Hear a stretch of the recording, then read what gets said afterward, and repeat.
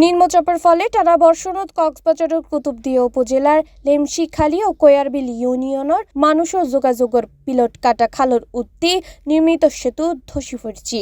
এতে দুই ইউনিয়নের মধ্যে সড়ক যোগাযোগ সম্পূর্ণভাবে বন্ধ হয়ে এবং স্থানীয় বাসিন্দাসকল চরম দুর্ভোগত পড়ছে।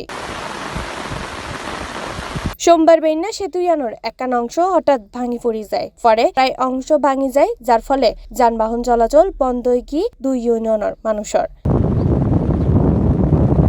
স্থানীয়সকলের মতে এই সেতুর মাধ্যমে প্রতিদিন হাজারো মানুষ যাতায়াত করত।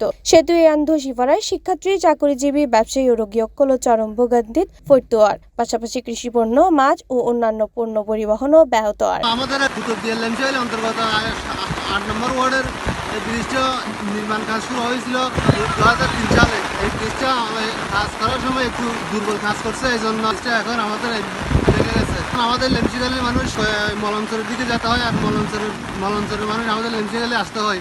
আমাদের যাতায়াতের বড় কষ্ট হচ্ছে। বেশি স্কুল তাইয়ে মলঞ্চরতুন আর লেমচিখালী একটু বসুন্ধা করে এই ব্রিজের উদ্দিক হাজার হাজার মানুষ পারে এই ব্রিজের উদ্দিক।